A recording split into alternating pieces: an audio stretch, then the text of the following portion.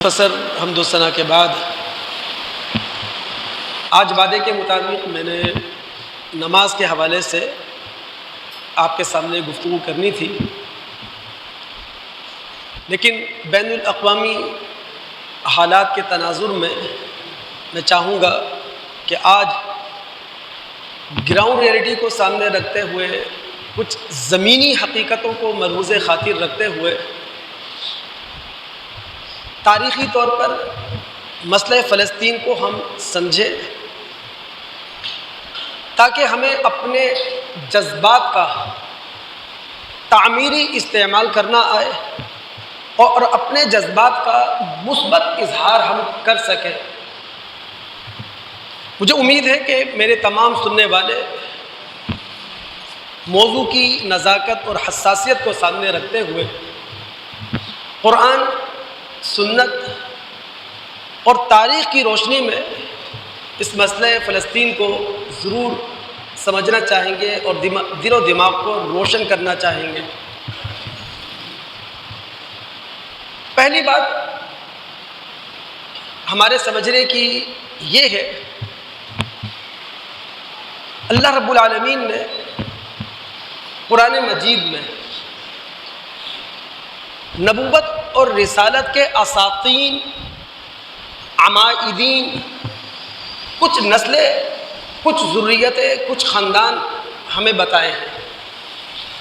اگر ہم مطالعہ کر سکیں سورہ آل عمران کی آیت نمبر 33 اور سورہ مریم کی آیت نمبر 58، تو اللہ رب العالمین نے باقاعدہ نام لے کر، خاندان کے نام لے کر بتایا ہے کہ شجرہ نسب نامہ نبوت کا کن خاندانوں کے درمیان گھومتا ہے اور گردش کرتا ہے۔ اللہ تعالیٰ نے فرمایا آدم کی اولاد، نوح کی اولاد، ابراہیم اور ابراہیم علیہ السلام سے چلنے والی دو نسلیں، اسحاقی نسل، اسماعیلی نسل، پھر ابراہیم علیہ السلام کے پوتے ہیں اسرائیل، یعقوب علیہ السلام۔ یہ خاندان نبوت ہے، یہ وہ لوگ ہیں جن کے اندر نبوت نے جنم لیا ہے، نبوت ان کے اندر سے پھوٹی ہے۔ یعنی آسان لفظوں میں ہم یوں کہہ سکتے ہیں کہ آج فلسطین میں جو دو اقوام ہمیں متصادم نظر آتی ہیں، مد مقابل دکھائی دیتی ہے، یا تو یہ نسلاً اسرائیلی اور اسماعیلی ہیں، یا پیروکار ہونے کے اعتبار سے اسرائیلی یا اسماعیلی ہیں۔ پھر تمام دوستوں کی توجہ، چونکہ ہم مسئلہ فلسطین سمجھنا چاہتے ہیں، اس طرف دلانا چاہوں گا کہ اللہ رب العالمین نے فلسطین کو، جس کا قدیمی نام کنعان ہے، اس کو ارض مقدس کہا ہے۔ اور ارض مقدس کہنے کا مطلب یہ ہے کہ اللہ رب العالمین نے باقاعدہ اس زمین کا انتخاب کیا ہے ادارے نبوت قائم کرنے کے لیے، ادارے رسالت قائم کرنے کے لیے۔ یعنی اللہ رب العالمین نے کنعان کا، فلسطین کا انتخاب اس لیے کیا ہے کہ رب العالمین کی وحی کا یہ مرکز ہے، رب العالمین کی ہدایت کا یہ مرکز ہے، رب العالمین کے الہام کا یہ سینٹر ہے۔ اب دنیا کے اطراف و اکناف میں جو اللہ تعالیٰ کی ہدایت جائے گی، وہ اس مرکز سے جائے گی، وہ اس سینٹر سے جائے گی۔ یہ ابراہیم علیہ السلام کا بھی مسکن رہا، اسحاق علیہ السلام کا بھی مسکن رہا، اور یعقوب علیہ السلام کا مسکن بھی یہی فلسطین اور کنعان رہا ہے۔ اللہ تعالیٰ نے اس ارض مقدس کے لیے، فلسطین کے لیے ایک اور صفت بیان کی ہے، الذی بارکنا حولہ، کہ اللہ رب العالمین نے اس ارض فلسطین کو برکتوں سے گھیر لیا ہے۔ یعنی برکتیں اس کے اطراف و اکناف میں آپ کو ملیں گی، اس کے چار اطراف ملیں گی۔ اب فلسطین کا علاقہ جو برکتوں سے گھرا ہوا ہے، یہ برکتیں مادی بھی ہیں اور یہ برکتیں روحانی اور اخلاقی بھی ہیں۔ ابراہیم علیہ الصلوۃ والسلام کی نسل اسحاقی نسل، اس کے اندر یہ نبوت پیدا ہوتی رہی، جنم لیتی رہی، نبی آتے رہے۔ یہی وہ دور تھا جس دور کے حوالے سے رب العالمین قرآن میں کہتے ہیں کہ امامت، سیادت، قیادت، اس کا تاج بنی اسرائیلیوں کے سر پر اللہ تعالیٰ نے رکھ دیا تھا۔ سورہ بقرہ میں رب العالمین جب بنی اسرائیل کی تاریخ کو ہمارے سامنے رکھتے ہیں تو آیت نمبر 47 اور آیت نمبر 122 میں یہ کہتے ہیں، یا بنی اسرائیل اذکروا نعمتی التی انعمت علیکم وانی فضلتکم علی العالمین، اے بنی اسرائیلیوں یاد کرو میری اس نعمت کو جو نعمت میں نے تم پر کی اور میں نے تمہیں دنیا والوں پر فضیلت دی۔ تو یہ وہ دور تھا کہ جب بنی اسرائیل ان کے سر پر سیادت، قیادت اور امامت کا تاج تھا۔ موسیٰ علیہ السلام بنی اسرائیلی قوم کو مصر کی غلامی سے نکال کر لے کر آئے، دشت فاران میں خیمہ زن ہوئے اور مصر کی مہاجرت کے 2 سال کے بعد انہوں نے 12 سرداروں کا انتخاب کر کے انہیں فلسطین روانہ کیا، کنعان روانہ کیا اور کہا کہ مجھے جائزہ رپورٹ لا کر دو۔ یہ 12 سردار وہاں گئے، 40 دن کا ان کا دورہ تھا۔ 40 دن کے دورے کے بعد یہ 12 سردار واپس آئے اور موسیٰ علیہ السلام کے سامنے انہوں نے رپورٹ پیش کر دی۔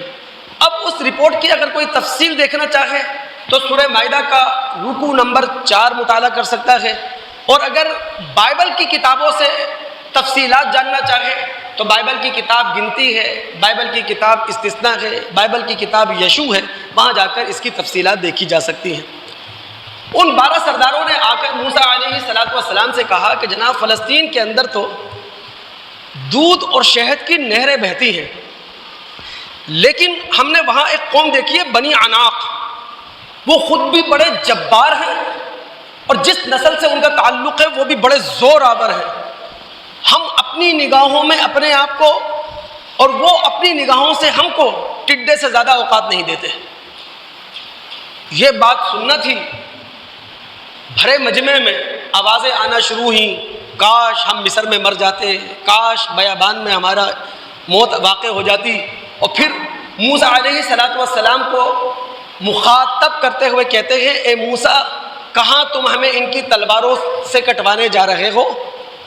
ہمارے بیوی بچے لوٹ کا مار ٹھہر جائیں گے، چلو مصر واپس چلتے ہیں۔ آپس میں کہنے لگے کہ اگر موسیٰ نہیں بھی جاتے کوئی مسئلہ نہیں ہے، ہم اپنے درمیان میں سے کسی کو سردار مقرر کر لیتے ہیں اور مصر واپس جاتے ہیں۔ یہ وہ موقع تھا کہ 12 سرداروں میں سے 2 سردار یوشع اور کالب وہ کھڑے ہوئے اور انہوں نے اس بزدل قوم کو حوصلہ دلایا اور کہا کہ بھائی تمہارا خدا فلسطین کی سرزمین تمہارے حق میں لکھ چکا ہے، لہٰذا فاتح کی حیثیت سے داخل ہو، تمہیں اللہ رب العالمین پر اعتماد اور رب العالمین پر بھروسہ کرنا چاہیے۔ لیکن موسیٰ علیہ السلام کی قوم کی زبان پر جو الفاظ تھے وہ یہی کہ اذهب انت وربک فقاتلا انا هاهنا قاعدون، موسیٰ آپ جائیں، آپ کا خدا جائے، وہ جا کے لڑے، ہم یہاں بیٹھے ہوئے تماشا دیکھیں گے۔ اللہ رب العالمین نے سزا کے طور پر سرزمین فلسطین 40 سال کے لیے ان پر حرام کر دی۔ اب پوری تاریخ یاد رکھیے گا، یہ ارض مقدس ہے جس کا انتخاب اللہ نے کیا۔ بنی اسرائیل ان کا انتخاب بھی اس دور میں اللہ رب العالمین نے کیا، لیکن ان کی بزدلی کی وجہ سے ارض مقدس ان پر 40 سال کے لیے حرام قرار دے دی گئی، تاکہ 40 سال میں انہی بنی اسرائیل میں سے ایک نئی نسل پیدا ہو اور نیا خون ہو، نیا جذبہ ہو اور وہ فلسطین کو آزاد کروائے۔ اور پھر آخر کار یوشع بن نون کی خلافت کے دور میں بنی اسرائیل اس قابل ہوئے کہ وہ فلسطین کی سرزمین کو آزاد کروا سکے۔ سننے والے جتنے بھی میرے دوست بیٹھے ان کو میں یہاں روکوں گا آگے بڑھنے سے پہلے۔ یہ جو آج کے یہود کا یہ دعویٰ ہے کہ بیت المقدس شہر میں ہیکل سلیمانی ہے، اور اس ہیکل سلیمانی کو ڈھا کر، یعنی ہمارے قبلے کو ڈھا کر انہوں نے اپنی مسجد اقصی بنا لی ہے۔ ہم سب جانتے ہیں کہ ہیکل سلیمانی واقعتاً قبلہ تھا، ٹھیک ہے، لیکن یہ داؤد علیہ السلام نے اس کی بنیاد رکھی ہے، ان کے صاحبزادے سلیمان علیہ السلام نے اس کی تکمیل کی ہے،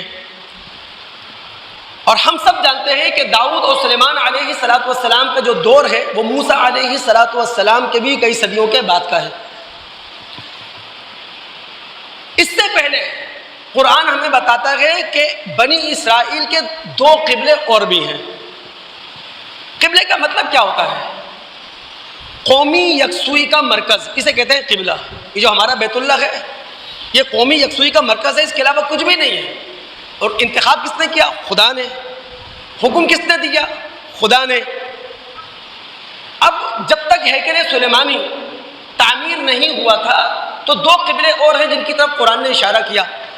بنی اسرائیل مصر میں دور غلامی سے دوچار ہیں، غلامانہ زندگی گزار رہے ہیں۔ اب ظاہر ہے کہ وہاں ان کے لیے کوئی قبلہ نہیں ہے۔ سورہ یونس کی آیت نمبر 87 میں رب العالمین فرماتے ہیں کہ چند گھروں کو اللہ تعالیٰ نے قبلہ قرار دے دیا، وہ چند گھر جن کا انتخاب موسیٰ اور ہارون علیہ السلام نے کیا تھا۔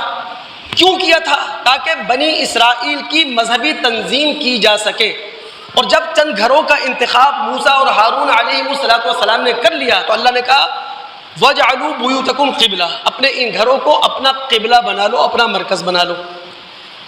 بنی اسرائیل جب مصر کی غلامی سے نکل گئے اور انہوں نے مہاجرت کر لی تو اب ان کا قبلہ تھا تابوت سکینہ، جس کو بائبل کے اندر خدا کا صندوق کہا گیا ہے، خدا کے عہد کا صندوق کہا گیا ہے، اور اس تابوت سکینہ کا ذکر ہوا ہے سورہ بقرہ کی آیت نمبر 248 میں۔ اگر ہم بائبل کی روشنی میں تابوت سکینہ کا جائزہ لیں تو تابوت سکینہ ان کا قبلہ تھا۔ خیمہ عبادت میں مخصوص مقام پر مخصوص اہتمام کے ساتھ مخصوص پردوں کے درمیان اسے وہ رکھا کرتے تھے۔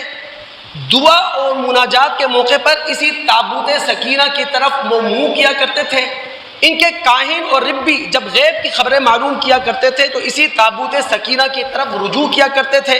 بنی اسرائیل پر کوئی ہنگامی واقعہ پیش آتا تھا، کوئی جنگ مسلط ہوتی تھی یا کسی بھی قسم کی مشکلات انہیں گھیر لیتی تھی تو یہ تابوت سکینہ کی طرف رجوع کیا کرتے تھے، تو یہ قبلہ تھا ان کا۔ یہ تیسرا قبلہ ہے، یعنی قومی یکسوئی کا مرکز جو داؤد اور سلیمان علیہ السلام نے تعمیر کیا۔ لیکن جب اسلام آ گیا اور اسلام نے آ کر بتایا کہ اب سارے انسانوں کا جو قبلہ ہے وہ ابراہیم علیہ السلام کا بنایا ہوا قبلہ ہے، لہذا اب انبیاء علیہ السلام کے ہاتھوں سے جو مساجد تعمیر ہوئی ہیں ان کی اہمیت تو ہے لیکن وہ قبلہ نہیں ہے۔ جیسے کہ ہمارے نبی محمد الرسول اللہ صلی اللہ علیہ وسلم کے ہاتھوں مسجد نبوی مدینہ کے اندر تعمیر ہوئی ہے، وہ قبلہ نہیں ہے، اس کی اہمیت ہے۔ یا داؤد و سلیمان علیہ السلام کے ہاتھوں ہیکل سلیمانی تعمیر ہوا تھا، وہ قبلہ نہیں ہے، اس کی اہمیت ہے۔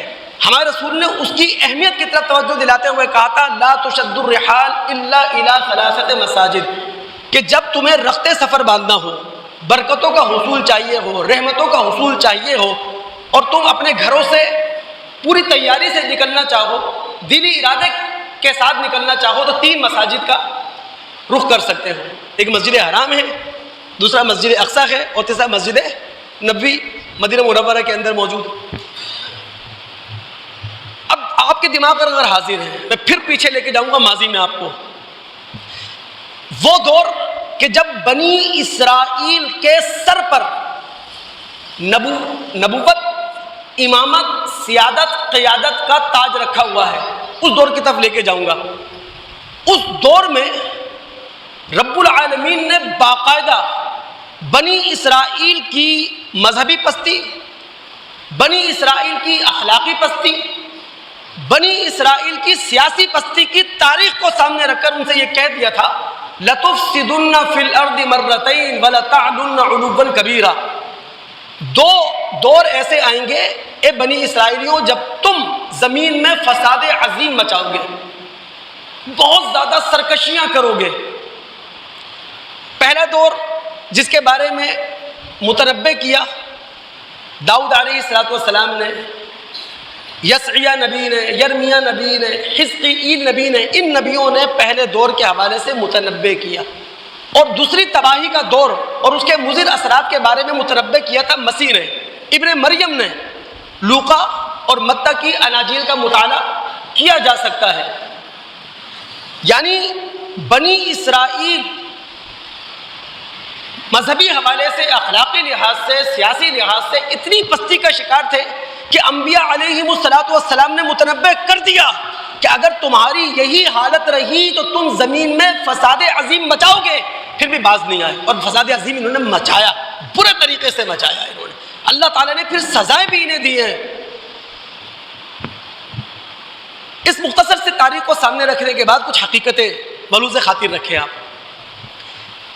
8ویں صدی قبل مسیح ہے، شمالی فلسطین ہے، اسیریا اس پر قبضہ کر لیتا ہے، بنی اسرائیل کو وہاں سے نکال باہر کرتا ہے، دوسری قوموں کو شمالی فلسطین میں لا کر اسیریا بسا دیتا ہے. اور وہ قومیں کون ہیں؟ عربی النسل. 6 صدی قبل مسیح ہے، بابل کا بادشاہ ہے بخت نصر، وہ جنوبی فلسطین پر اٹیک کرتا ہے، اس پر قبضہ کر لیتا ہے. بیت المقدس شہر ہے، اس کی اینٹ سے اینٹ بجا دیتا ہے، ہیکل سلیمانی کو پیوند خاک کر دیتا ہے.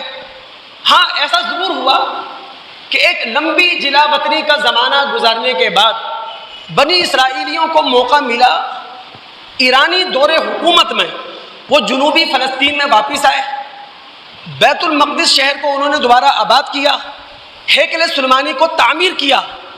70 عیسوی میں بنی اسرائیل کے لوگوں نے، بنی اسرائیلی قوم نے رومیوں کے خلاف بغاوت کی. اس بغاوت کو کچلتے ہوئے رومیوں نے ایک مرتبہ پھر بیت المقدس کو مسمار کر دیا، ہیکل سلیمانی کو مسمار کر دیا. فلسطین میں پھر ایک مرتبہ 135 عیسوی میں بنی اسرائیلیوں نے بغاوت کی، اور اس بغاوت کو رومی حکومت نے اس طرح کچلا کہ فلسطین کے اندر کسی یہودی کو بسنے نہیں دیا، کسی یہودی کو رہنے کی اجازت نہیں دی، اور ہیکل سلیمانی جس کو یہ کہا کرتے تھے وہاں داخلہ ان کے لیے ممنوع قرار دے دیا گیا. اس کا مطلب کیا ہوا کہ شمالی فلسطین میں 2500 سال سے عربی النسل لوگ رہ رہے تھے، اور جنوبی فلسطین میں 2000 سال سے عربی النسل لوگ رہ رہے تھے. یہ دماغ آپ کے حاضر رہے کہ شمالی فلسطین میں عربی النسل لوگ 2500 سال سے رہ رہے ہیں اور جنوبی فلسطین میں 2000 سال سے رہ رہے ہیں. اسی لیے تاریخ یہ بتاتی ہے کہ 2000 سال سے یہودی ہفتے میں 4 دن یہ دعائیں کرتے ہیں، دعاؤں کا اہتمام کرتے ہیں کہ ایک مرتبہ پھر بیت المقدس شہر ان کے ہاتھوں میں آئے، ہیکل سلیمانی کو وہ آباد کریں. 12ویں صدی عیسوی کا ایک یہودی فلسفی موسیٰ بن میمون، اس کی کتاب ہے دا کوڈ جیوش لا، یعنی قانون یہود، دا کوڈ جیوش لا. اس میں باقاعدہ وہ لکھتا ہے کہ ہر یہودی نسل پر یہ فرض ہے کہ اس نے ہیکل سلیمانی کو از نو تعمیر کرنا ہے. یہ پوری دنیا کے اندر جو فری میسن تحریک بنی تھی، یہ تحریک کس کی ہے؟ یہودیوں کی ہے. اور اس کا ایجنڈا کیا ہے؟ بیت المقدس کو حاصل کرنا اور ہیکل سلیمانی کو ایک مرتبہ پھر تعمیر کرنا. اگر تمام دوست میرے ساتھ ہیں، 1880 سے پوری دنیا سے یہودیوں نے فلسطین کی طرف مہاجرت شروع کی ہے. خاص طور پر مشرقی یورپ سے یہودی فلسطین میں آ کر آباد ہونا شروع ہوئے. 1897 میں ایک یہودی لیڈر گزرا ہے تھیوڈور ہرتزل. اس نے زیونسٹ موومنٹ بنائی جسے ہمارے ہاں صہیونی تحریک کے نام سے یاد کیا جاتا ہے. اس کا مقصد کیا تھا کہ جناب دنیا بھر سے یہودیوں کو لا لا کر فلسطین کے اندر بسایا جائے. یہودی سرمایہ داروں نے پیسہ فراہم کیا، جو لوگ فلسطین کی طرف ہجرت کر کے آ رہے تھے انہیں پیسہ دیا تاکہ وہ یہودی فلسطین میں آ کر زمینیں خریدیں اور اپنی بستیاں بسائیں. اور یہ جرأت اس قدر بڑھی کہ 1901 میں ہرتزل نے، جو عثمانی خلیفہ تھا سلطان عبد الحمید، ان کو ایک پیغام بھیجا. وہ پیغام کیا تھا کہ ہم یہودی ترک ریاست کا سارا قرض ادا کرنے پر آمادہ اور تیار ہیں، شرط صرف اتنی ہے کہ فلسطین کو ہمارا قومی وطن بنا دیا جائے. سلطان عبد الحمید نے اس پیغام پر باقاعدہ تھوکا تھا اور کہا تھا جب تک میں زندہ ہوں، جب تک ترک حکومت موجود ہے، اس وقت تک تمہارا یہ خواب شرمندہ تعبیر نہیں ہو سکتا. جن لوگ کی تاریخ پر نظر ہے وہ جانتے ہیں کہ فلسطین کے لیے جو سب سے بڑا ستون تھا، یا فلسطین کے تحفظ کے لیے جو سب سے بڑا سہارا تھا، وہ آپ کی عثمانی سلطنت تھی، عثمانی خلافت تھی. لیکن ہوا کیا؟ جب ہرتزل کے پیغام پر سلطان عبد الحمید نے تھوک دیا تو اس کے بعد اب سازشیں شروع ہو گئی سلطان عبد الحمید کے خلاف. اس سازش میں تھے کون لوگ؟ فری میسن تحریک کے لوگ. دونما ان لوگوں کو کہا جاتا ہے جنہوں نے ترکی کے اندر ریاکارانہ اسلام قبول کیا تھا. اصلاً یہ کیا تھے؟ یہودی تھے. اور اس تحریک کا حصہ وہ قوم پرست ترک نوجوان تھے جنہوں نے مغرب سے تعلیم حاصل کر رکھی تھی. انہوں نے فوج کے اندر اپنا اثر و رسوخ قائم کیا. بمشکل 7 سال لگے. 7 سال کے اندر 1908 میں سلطان عبد الحمید کو معزول کر دیا گیا. یہ جو قوم پرستی کا معاملہ ہے نا، بڑا بھیانک ہے. اللہ رحم فرمائے. دماغ خراب کر حاضر ہیں. میں صرف مسئلہ فلسطین کو آپ کے سامنے تاریخ کی روشنی میں اس لیے رکھ رہا ہوں کہ ہمیں اپنے جذبات کے اظہار کا صحیح موقع مل سکے، تعمیری جذبات کا اظہار کر سکیں ہم. مغرب کے سیاستداں اور یہودی ذہن، انہوں نے قوم پرستی کا جراثیم انجیکٹ کر دیا مسلم دنیا میں. ترکوں کے اندر کہ جناب کہاں تم اسلامی دنیا کے بارے میں سوچتے ہو، پوری اسلامی دنیا کے اندر تم نے اپنے سینے میں لے رکھا ہے، تم صرف اپنے ترک قوم کے بارے میں سوچو. ایک طرف ترک نوجوان کو ترک قوم پرستی کا درس دیا جا رہا تھا، دوسری طرف عربوں کو عرب قوم پرستی کا پیغام پہنچایا جا رہا تھا، پیغام دیا جا رہا تھا کہ جناب چھوڑو یار، تم عرب ایک قوم ہو، باقاعدہ زندہ قوم ہو، تم عرب قوم پرستی کا نعرہ لگاؤ، کب تک تم ترکوں کے غلام بن کے رہو گے. ہم سب جانتے ہیں کہ سلطنت عثمانیہ 3 بر اعظموں پر حکومت کرتی تھی. فلسطین ان کے پاس تھا، شام ان کے پاس تھا، عراق ان کے پاس تھا. تو اب عربوں کے اندر بھی قوم پرستی کا جراثیم انجیکٹ کیا جانے لگا. اس میں جو عیسائی عرب تھے وہ پیش تھے. بیروت اس کا مرکز تھا. بیروت کے اندر جو امریکن یونیورسٹی تھی وہ اس کا ذریعہ بنی ہوئی تھی. ہوا کیا؟ اس قوم پرستی کے جراثیم کو جو انجیکٹ کیا گیا ہے، اس کا نتیجہ یہ نکل کے سامنے آیا. 1914 میں پہلی جنگ عظیم چھڑ گئی. ہونا کیا چاہیے تھا کہ ترک اور عرب ایک ساتھ ہوتے، ایک صف کا حصہ ہوتے، ایک دوسرے کے رفیق ہوتے، ایک دوسرے کے یار غار ہوتے. لیکن جنگ عظیم اول کے وقت ترک اور عرب ایک دوسرے کے رفیق ہونے کے بجائے ایک دوسرے کے دشمن تھے، ایک دوسرے کے خون کے پیاسے تھے. یہی تو وجہ ہے کہ ہمارے نبی محمد الرسول اللہ صلی اللہ علیہ وسلم نے جب مہاجر اور انصار کے درمیان قوم پرستی کا یہ نعرہ پنپتے ہوئے دیکھا تھا تو اللہ کے رسول نے کیا کہا تھا؟ دعوہا فإنہا منتنہ، یہ بدبودار نعرے چھوڑ دو. رسول نے اسے جاہلیت سے تعبیر کیا تھا. اب اگر آپ دماغ حاضر ہیں، جنگ عظیم اول کے موقع پر جرمنی میں یہودیوں کو وہی اہمیت حاصل تھی، وہی اثر و رسوخ حاصل تھا جو آج یہودیوں کو امریکہ کے اندر حاصل ہے. لیکن قیصر ولیم سے یہودی اس بات کا عہد نہیں لے سکتے تھے کہ جنگ ختم ہو جانے کے بعد فلسطین کو ہمارا قومی وطن بنا دیا جائے. چونکہ قیصر ولیم یعنی جرمنی کا جو سربراہ تھا اس کے ساتھ جنگ عظیم میں ترک حکومت کھڑی ہوئی تھی. اس کی وجہ سے قیصر ولیم یہودیوں کو، حالانکہ یہودیوں کا اثر رسوخ بہت زیادہ تھا جرمنی کے اندر، وہ لکھ کر نہیں دے سکتا تھا کہ جنگ کے خاتمے پر فلسطین تمہارے حوالے کر دیا جائے گا. اس چیز کو بھانپتے ہوئے ڈاکٹر وائز مین، یہ بھی ایک لیڈر گزرا ہے یہودی تحریک کا، اس نے انگلستان اور فرانس سے رابطہ قائم کیا. جنگ عظیم اول ہو رہی ہے، اس نے رابطہ کیا.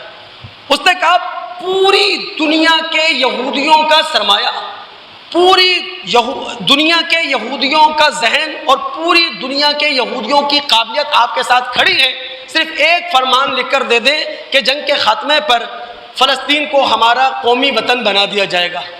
ہم سب پھر جانتے ہیں کہ 1917 میں اعلان بالفور باقاعدہ لکھ کر دیا گیا اور لارڈ بلفور نے فلسطین کو یہودیوں کا قومی وطن ڈکلیئر کیا. حالانکہ اس وقت فلسطین کے اندر یہودی آبادی کتنی تھی؟ 5%. اچھا، جنگ عظیم اول ہو رہی تھی، دوسری طرف انگلستان انگریز وعدے کس سے کر رہا تھا؟ عربوں سے وعدے کر رہا تھا کہ جناب جنگ کے خاتمے پر تمہاری مستحکم حکومتیں بنا دی جائیں گی. شریف حسین کو باقاعدہ یہ بات لکھ کر دی. میں صرف توجہ یہاں دلانا چاہ رہا ہوں کہ جنگ عظیم اول کے بعد ترکوں سے فلسطین گیا، ترکوں سے شام گیا، ترکوں سے عراق گیا، لیکن انگریزوں نے براہ راست ترکوں سے یہ نہیں چھین لیے، عربوں کو استعمال کیا، عرب قوم پرستی کا نعرہ لگوایا. میں صرف توجہ دلا رہا ہوں کہ مسئلہ فلسطین میں ہم کہاں قاتل ہیں، مسئلہ فلسطین میں ہم کہاں ظالم ہیں. ہم نے خدا سے کتنی بغاوت کی ہے، ہم اللہ رسول کے کہاں کہاں مقابلے پر کھڑے ہوئے ہیں. آج اگر مسئلہ فلسطین سلگتا ہوا مسئلہ ہے تو ہم مسلمان بھی اس میں برابر کے مجرم ہیں. اس طرح توجہ دلانا چاہ رہا ہوں میں. پھر اگر دماغ حاضر ہے، یہ جو جنگ عظیم اول کے بعد لیگ آف نیشن کا عالمی ادارہ ہمارے سامنے آیا، مجلس اقوام کا، جنگ عظیم دوم کے بعد UN کا ادارہ ہمارے سامنے آیا، اقوام متحدہ کا، یہ کوئی آزاد ادارے نہیں ہوتے، خود مختار ادارے نہیں ہوتے، بلکہ یہ جو وقت کی پاورفل قوم ہوتی ہے یہ اس کے بعد گزار ہوتے ہیں، یہ اس کے ماتحت ہوتے ہیں، یہ اس کے اشارے ابرو پہ کام کرتے ہیں، یہ اس کی ہاں میں ہاں ملایا کرتے ہیں. اب اللہ رب العالمین کا قرآن جب ہم مطالعہ کریں تو وہاں بھی ایک بین الاقوامی ادارے کی طرف اللہ تعالیٰ نے اشارہ کیا ہے. سورہ مائدہ کی آیت نمبر 8 ہے. ہم جانتے ہیں یہ وہ موقع ہے جب مسلمان عرب کے اندر غالب آ چکے ہیں اور آنے والے وقت میں بیرونی دنیا پر بھی اسلام غالب آنے والا ہے، یعنی مسلمان ایک بڑی طاقت بننے جا رہے ہیں. اس موقع پر رب العالمین کہہ رہے ہیں اے وہ لوگوں جو ایمان لائق ہو، کونوا قوامین للہ شہداء بالقسط، تم اللہ رب العالمین کے لیے راستی کی بات کہو، تم اللہ رب العالمین کے لیے حق کی گواہی دو. ولا یجرمنکم شنآن قوم علی الا تعدلوا اعدلوا هو اقرب للتقوی.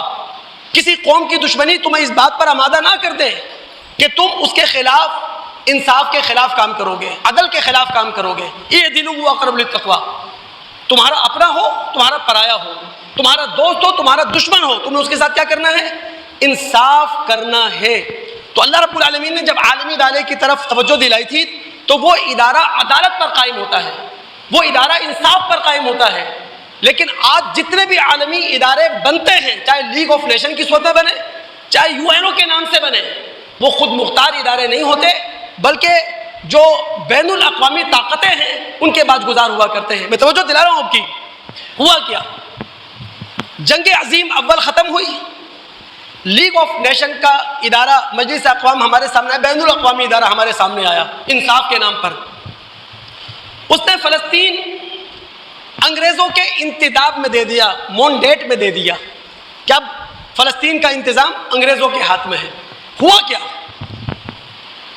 1922 میں فلسطین میں عربوں کی تعداد تھی 6,60,000 سے زیادہ، عرب مسلمانوں کی.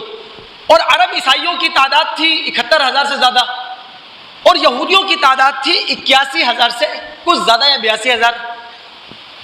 ہوا کیا؟ 1939 میں جب لیگ آف نیشن کے کہنے کے مطابق انگریزوں کے ہاتھ میں فلسطین کا انتظام آ گیا تو 1939 میں یہودیوں کی تعداد تھی 4.5 لاکھ۔ 1922 میں کتنی تھی؟ 81-82,000، اور 1939 میں کتنی ہو گئی؟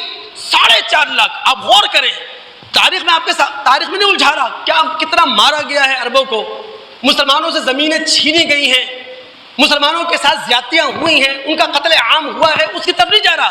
میں صرف آپ کی توجہ دلا رہا ہوں جو عالمی ادارہ قائم ہوا، اس عالمی ادارے کے زیر نگرانی باقاعدہ تھالی میں رکھ کر فلسطین یہودیوں کو دیا گیا ہے۔ پھر جنگ عظیم دوم ہوئی۔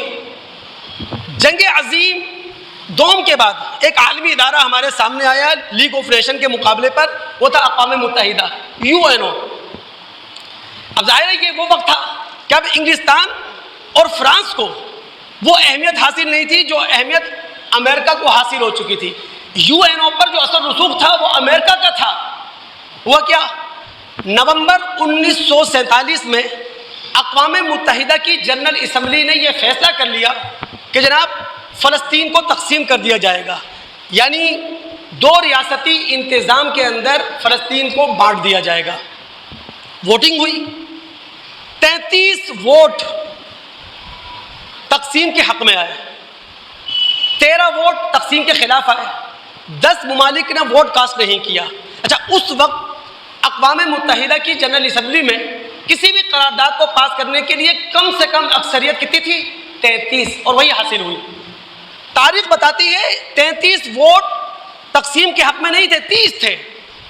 امریکہ نے اپنی پوری ناجائز طاقت استعمال کرتے ہوئے ہائٹی کو، فلپائن کو، لائبیریا کو مجبور کر دیا، تو وہ 3 مجبورانہ ووٹ ملے ہیں، پھر کہیں جا کر 33 ووٹ ملے کہ ہاں بھائی جنرل اسمبلی نے ریزولوشن پاس کر دی ہے، اب فلسطین کو تقسیم کر دیا جائے۔ اچھا، کتنی اندھی تقسیم ہوئی؟ 55% فلسطین کا، بیٹا خاموش ہیں آپ لوگ نا، 55% فلسطین کا رقبہ دیا گیا 33% یہودی آبادی کو، اور 45% فلسطین کا رقبہ دیا گیا 67% غیر یہودی آبادی کو یا عربوں کو۔ اور اس کے بعد پھر جانتے ہیں آپ جو اسرائیل عرب جنگیں ہوئی ہیں، بجائے اس کے کہ اسرائیل کا رقبہ کم ہوتا مزید بڑھتا چلا گیا۔ لیکن یہاں آپ تمام دوستوں کی توجہ دلاؤں گا، قرآن اس بات پر شاہد ہے، قرآن اس بات پر گواہ ہے، یہودیوں کی اپنی کوئی ذاتی طاقت نہیں ہے ہی نہیں کوئی طاقت۔ اگر آپ سورہ آل عمران کی آیت نمبر 111-112 کا مطالعہ کر سکے، رب العالمین یہودیوں کے متعلق یہ فیصلہ ہمیں سنا چکے ہیں، اے مسلمانوں یہ یہودی تمہیں کچھ نقصان نہیں پہنچا سکتے سوائے اس کے کہ تم پہ الزام لگا دیں گے، طعن و تشنیع کر لیں گے، اپنے زبان کے جو لغویات ہیں وہ تمہارے خلاف نکال لیں گے، اس کے خلاف کچھ بھی نہیں کر سکتے۔ ضربت علیہم الذلہ اینما ثقفوا، جہاں کہیں یہ ہوں گے ان پر اللہ تعالیٰ نے ذلت مسلط کر دی ہے، محتاجی مسلط کر دی ہے، مغلوبی مسلط کر دی ہے، الا بحبل من اللہ وحبل من الناس، الا یہ کہ اللہ رب العالمین ترس کھا کے انہیں کچھ سہارا دے دے، یا بین الاقوامی طاقتیں یا آس پڑوس کے ممالک ان پہ ترس کھاتے ہوئے ان سے کچھ معاہدہ کر لیں، اس کے علاوہ ان کی کوئی طاقت نہیں ہے۔ کیوں نہیں ہے؟ ان کی کوئی حیثیت اللہ کی نگاہ میں۔ ذالک بانہم کانوا یکفرون بآیات اللہ ویقتلون الانبیاء بغیر حق، یہ وہ لوگ ہیں جو اللہ کی آیات کا دھڑلے سے انکار کرتے ہیں، جنہوں نے سینہ ٹھوک کر یہ کہا کہ ہم ہیں نبیوں کے قاتل۔ یہ وہ لوگ ہیں جنہوں نے ہمیشہ اللہ رب العالمین کے خلاف بغاوت کی ہے، جو رسولوں کے نافرمان بن کے کھڑے رہے ہیں۔ تو قرآن یہ کہتا ہے یہودیوں کی اپنی کوئی ذاتی طاقت نہیں ہے۔ چھوٹا سا اشارہ کرتے ہیں نا آپ کی طرف، اس وقت فلسطین ہے کیا؟ یا تو غرب اردن کا علاقہ یا غزہ کی پٹی، اس کے علاوہ کچھ بھی نہیں۔ فلسطین سب جا چکا ہے ہاتھ سے، غرب اردن ہے یا غزہ کی پٹی۔ غزہ کی پٹی کا رقبہ کیا ہے؟ 365 کلومیٹر، 20 لاکھ کی وہاں آبادی ہے، 2007 سے اس کا محاصرہ کیا گیا ہے، یعنی 2007 سے اس کی ناکہ بندی کی گئی ہے. 16 سال سے وہ 20 لاکھ فلسطینی مسلمان وہ ایک کھلی جیل میں, اوپن جیل کے اندر محصور ہے بیچارے. جب دل چاہا پانی بند کر دیا, جب دل چاہا بجلی کاٹ دی, جب دل چاہا گیس روک لی, جب دل چاہا اجناس نہیں جانے دی, جب دل چاہا دوائیاں نہیں پہنچنے دی. یہ سب کچھ ہو رہا ہے وہاں پر. لیکن ہوا کیا؟ حماس نے خاموش انداز میں بری بحری فضائی حملے کیے. 5000 راکٹ فائر کیے. 1000 سے زیادہ اسرائیلی, چاہے وہ سویلین ہوں چاہے فوجی ہوں, ان کو مار دیا. ٹھیک ٹھاک ان کا نقصان کر دیا. ان کی دنیا کی سب سے بڑی انٹیلیجنس موساد وہ ناکام ہو گئی. ان کے ڈرون ناکام ہو گئے, ان کے سیٹلائٹ نظام ناکام ہو گیا, ان کے CCTV کیمرے ناکام ہو گئے. یہ اس بات کا کھلا ثبوت ہے کہ اسرائیل ناقابل تسخیر نہیں ہے. لیکن ہوا کیا؟ فوراً جو بائیڈن نے اپنا بحری بیڑا بھیج دیا, اپنے جنگی جہاز بھیج دیے. اس وقت کی جتنی عالمی طاقتیں ہیں وہ اسرائیل کے حق میں کھڑی ہو گئی. تو اسرائیل کی اپنی کوئی طاقت نہیں ہے, یہ قرآن ہمیشہ سے بیان کر چکا ہے. اب کوئی دوست یہاں کھڑے ہو کے کہے گا کہ جناب یہ تو خودکشی ہے نا, یہ تو خودکشی ہے کہ حماس نے خود ایک بیل کو دعوت دے دی ہے کہ آؤ ہمیں سینگ مارو. تو شاید ہم فلسطین کی صحیح تاریخ نہیں جانتے یا صحیح تصویر ہمارے سامنے نہیں ہے. وہ بھائی فلسطین کا جو مسلمان ہے وہاں, وہ کب اپنی زندگی گزار رہا ہے؟ وہ تو موت کے انتظار میں ہے. بچوں کو معاف نہیں کیا جا رہا, عورتوں کو چھوڑا نہیں جا رہا, بوڑھوں کو چھوڑا نہیں جا رہا. وہاں نوجوان یا تو مار دیے جاتے ہیں یا پابند سلاسل کر دیے جاتے ہیں. ان کی اپنی زندگی ہے کہاں؟ انہوں نے تو صرف خود اپنی مرضی سے موت کا انتخاب کیا ہے. آپ انہیں امن سے رہنے کہاں دے رہے ہیں؟ آپ انہیں چین کی بانسری بجانے کہاں دے رہے ہیں؟ جن لوگ کا تاریخ پر مطالعہ ہے وہ جانتے ہیں کہ 1947 سے لے کر 1957 تک 28 ریزولوشن پاس ہوئی ہیں اسرائیل کے خلاف 10 سال میں, اور اسرائیل نے ہمیشہ اقوام متحدہ کے منہ پر ماری ہے وہ ریزولوشن. 1948 سے لے کر 1966 تک 7 مرتبہ قرارداد مذمت پاس ہوئی ہے جنرل اسمبلی کے اندر. اس کے سر پر کوئی جون ہی نہیں تھی. تو بھائی وہ بیچارے فلسطینیوں کے پاس آپ نے رہنے کا موقع دیا کہاں ہے؟ وہ ابھی بھی سسک سسک کا زندگی گزار رہے ہیں. نہ ان کے پاس تعلیم ہے بیچاروں کے پاس, نہ کھانا ہے ان کے پاس, نہ دوائیاں ہیں ان کے پاس. تو وہ تو صرف زندگی اور موت میں سے ایک کا انتخاب کر رہے ہیں, اور کیا کر سکتے ہیں؟ میں جنگ کے حق میں نہ تھا نہ ہوں. جنگ کسی مسئلے کا حل نہیں ہے, جنگ خود ایک مسئلہ ہے. ہاں ہم اگر دعائیں کر سکتے ہیں تو دعائیں کریں ان کے لیے, اخلاقی تعاون کر سکتے ہیں اخلاقی تعاون ساتھ کریں, کوئی مالی امداد کی انہیں ضرورت ہے وہ پہنچانے کی کوشش کریں, یا ہم دنیا کی توجہ حاصل کرنے کے لیے یا دنیا کی توجہ مسئلہ فلسطین کی طرف دلانے کے لیے باہر نکل سکتے ہیں, پرامن احتجاج کر سکتے ہیں تو وہ کریں آپ. لیکن جنگ کے شعلے نہ میں یہاں بھڑکا سکتا ہوں, نہ کسی عالم کو اجازت ہے, نہ کسی مذہبی جماعت کو اجازت ہے, اور نہ کسی ایک ملک کو یہ اجازت حاصل ہے. جو لوگ قرآن پہ بصیرت رکھتے ہیں, جو لوگ مذہب کا مفکرانہ مطالعہ رکھتے ہیں, وہ جانتے ہیں کہ اس وقت اگر کوئی ادارہ جنگ کا اعلان کر سکتا ہے مسلم دنیا کی طرف سے, وہ صرف ایک ہے, اور وہ ہے OIC, مسلمانوں کا جو مشترکہ فورم ہے, متحدہ فورم ہے. اس کے علاوہ کسی کو بھی باقاعدہ جنگ کا اعلان کرنے کا حق حاصل نہیں ہے. لیکن دوستوں اگر 2 منٹ مجھے دیں, اسلامی دنیا کے جتنے بھی سلگتے مسائل ہیں, چاہے فلسطین ہو, چاہے وہ کشمیر ہو, برما ہو, اریٹریا ہو, کوئی بھی ہو, معذرت کے ساتھ یہ ہماری اپنی کمزوریاں ہیں. اللہ اور اس کے رسول کے خلاف ہماری اپنی بغاوتیں ہیں, ہمارے اپنے ذاتی مفادات ہیں. ہم نے ملی مفاد پر اپنے ذاتی مفاد کو ترجیح دی ہے. اب آپ بتائیں مسلم دنیا علم و عقل کے علم و اخلاق میں کہاں کھڑی ہے؟ ہونا تو یہ چاہیے تھا کہ ہمارا نوجوان اپنے ہی ملک میں رہ کر, اسلامی دنیا میں رہ کر اعلیٰ یونیورسٹیوں میں پڑھتا. ہمارا نوجوان باہر جاتا ہے, باہر کا نوجوان یہاں پڑھنے نہیں آتا. اخلاق کے لحاظ سے ہم کہاں کھڑے ہیں؟ آپ عمرہ کرنے گئے ہیں, حج کرنے گئے ہیں, جو حدود حرم ہیں وہاں چیزیں مہنگی ہیں, حدود حرم سے باہر نکل جائیں وہاں چیزیں سستی ہیں. یعنی اگر ہم اپنے علم اور اخلاق کو دیکھیں تو پستی کا شکار ہیں. اگر ہم اپنے نظریے کو دیکھے پستی کا شکار ہیں. پوری مسلم دنیا کیوں نہیں سمجھتی کہ بھائی اسلامی دنیا تقسیم ہے شیعہ سنی میں؟ ایکسیپٹ کریں نا، ہاں بھائی یہ شیعہ یہ سنی ہے، تاکہ انتہا پسندی ختم ہو، شدت پسندی ختم ہو. چائنا نے کامیاب ڈپلومیسی کرتے ہوئے ایران اور سعودیہ کو ایک جگہ اکٹھا کر دیا، صحیح ہے نا؟ اس کا بدلہ لیا آپ کے امریکہ نے. وہ کس صورت میں لیا؟ کہ جتنے بھی عرب ممالک اس کی جیب میں رہتے ہیں ان عرب ممالک کو اسرائیل کے قریب کر دیا امریکہ نے. ہم سب کے علم میں ہے راحل شریف صاحب 39 ممالک کی فوجیں ان کے ماتحت ان کی کمان میں دی گئی. کیوں دی گئی؟ صرف ایران کو آنکھیں دکھانے کے لیے. یہ آپ کا حال ہے، یہ آپ کا نظریہ ہے، یہ آپ کا کلمہ ہے کہ 39 ممالک کی فوجیں راحل شریف کے انڈر دی گئی ایران کو آنکھیں دکھانے کے لیے، اور وہ آج 39 ممالک کی فوجیں کیا کر رہی ہیں؟ اسرائیل کے خلاف بددعائیں کر رہی ہیں. آپ اپنی سیاسی وحدت کو دیکھیں، آپ ہے کہ ہے ہی نہیں. ہر مسلمان ملک اپنے مفادات کی جنگ لڑ رہا ہے. کیا ہم نے مسلم امہ کے بارے میں سوچا ہے؟ ہم کشمیر کے لیے آواز اٹھائیں، 2 آوازیں ہمارے حق میں نہیں ہیں. فلسطینی وہاں مارے جائیں، کوئی دنیا مسلم دنیا میں آواز نہیں ہے. کوئی سیاسی وحدت ہمارے اندر نہیں پائی جاتی معذرت کے ساتھ، اور ہمیں ایک ہونے دیا بھی نہیں جاتا. قرآن نے کہا تھا وَاعْتَصِمُوا بِحَبْلِ اللَّهِ جَمِيعًا، اے محمد الرسول اللہ کی امت ایک ہو جاؤ. ہم وہ ایک.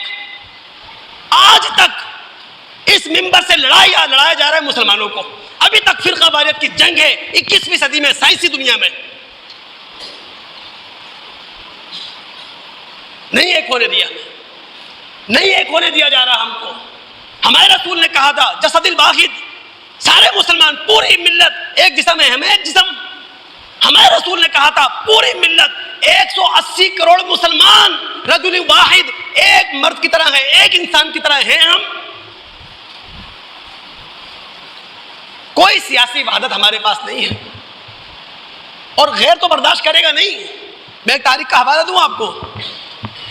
لاہور میں دوسری سربراہی اسلامی کانفرنس ہو رہی تھی.